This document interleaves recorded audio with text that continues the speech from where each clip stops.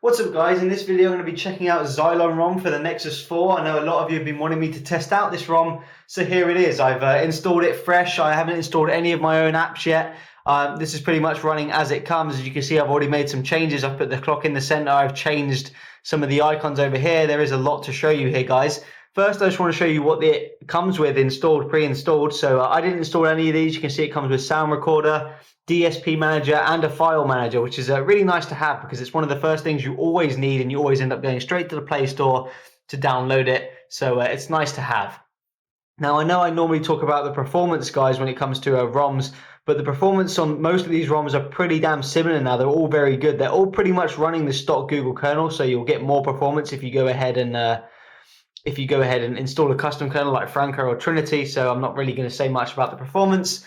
Let's just go ahead and dive straight into the customization. So if we scroll down here, pick settings and head over to, well, firstly, I'll show you that if you scroll down right to the bottom, you've got system like normal, and they've added the performance tool. Like I said, you pretty much, this is the stock Google kernel, so you don't get control of the voltage yet. You have to install a custom kernel.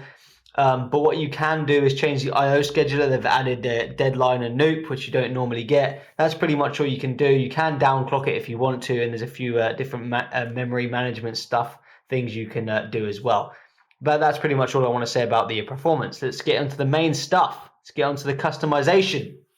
So you can see you've got XY tools, lock screen, and about Xylon. So the first thing we'll do is just go into XY tools, and this is where it all is. This is where the bulk of the customization comes from.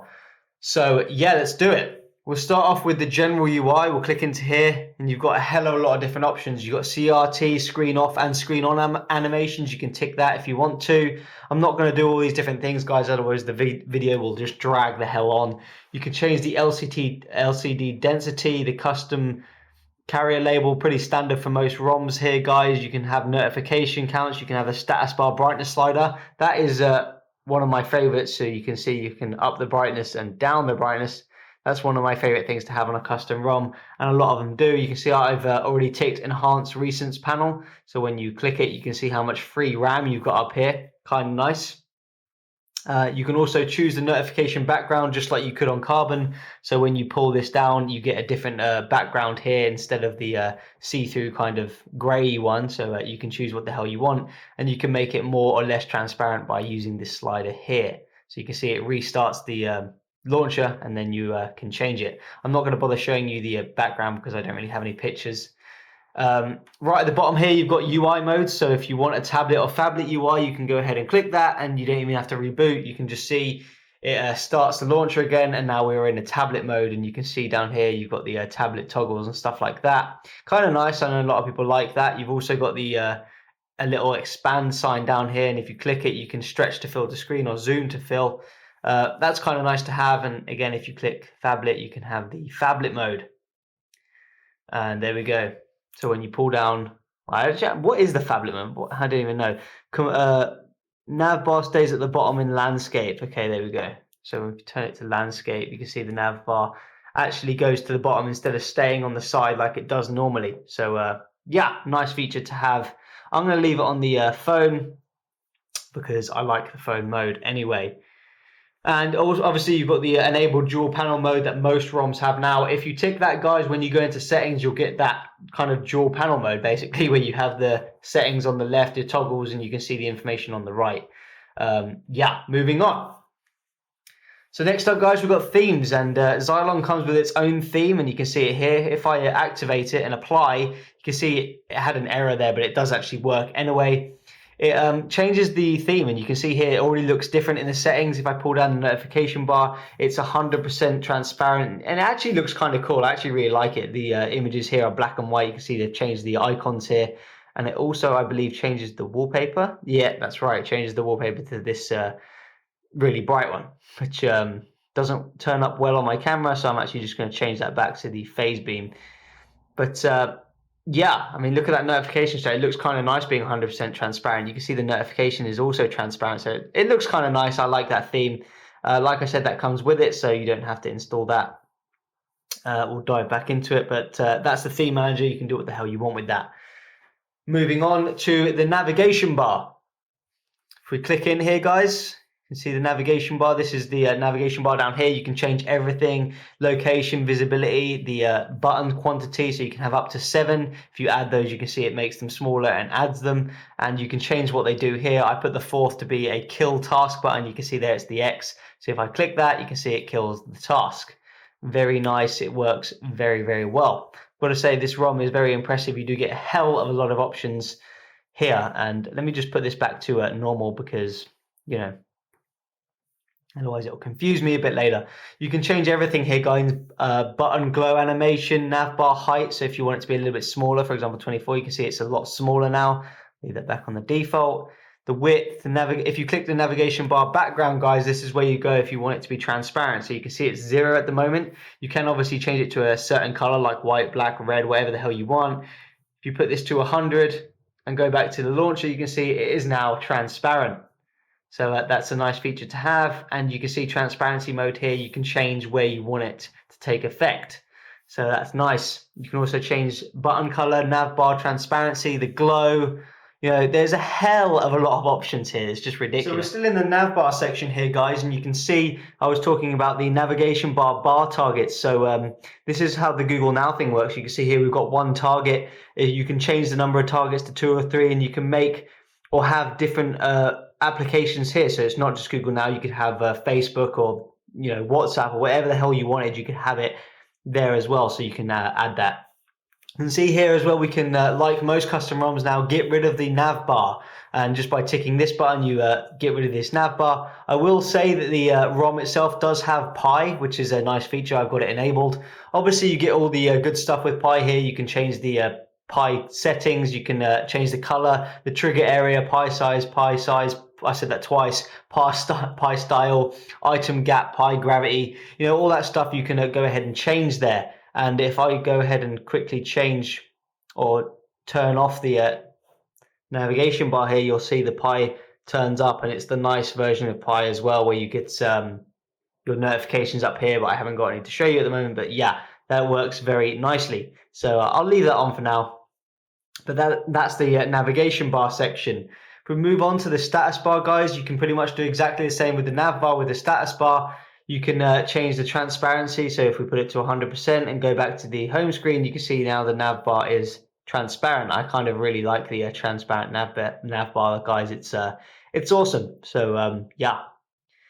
You can do everything else, like change the battery style. There's loads of different options for battery style. You can see here the standard icon. You can see it change at the top here. Circle with no text. AOKP style, you get a kind of circle with the text inside it. And you know, there's loads of different ones. You can change the color, the circle text, the animation speed of the you know, the charge, stuff like that. Battery bar location, if you click this and put status bar, you'll see this little bar appear here. So that shows you where your battery life is. If you don't want this, for example, you can just have that there and you can quickly glance at it and check it out. I don't really like that, so I leave it on hide. And you can change the battery bar color and the thickness as well, just like you could with the nav bar. We'll move on because the video is dragging on a bit.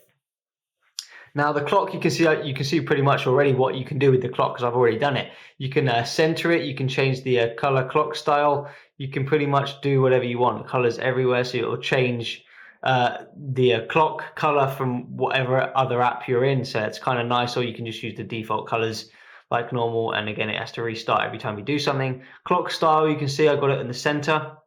AMPO, you can turn it on or off. You know, this is pretty much standard stuff here you can do with the clock, guys. So I'm just going to get rid of that. Signal, again, you can change the little signal bar up here. Signal text style, the color, the Wi-Fi signal style. All this is changeable. You can see there's loads and loads of different options. If you change it to that one, you can see you get text. So that's nice as well. Moving on to quick toggles. What I really like here is this holo thing here. You can change it between light and dark. So at the moment it's on the normal dark. If you change it to light, you can pull this down. You can see you get these really nice white tiles. Now this is probably going to be a love or hate sort of thing, but I really think this looks nice. You know, it looks kind of clean. You can probably change the color of these to make them a little bit more vibrant and stuff like that. But I think that looks really nice. Again, that's just an option you can have. You don't have to have it.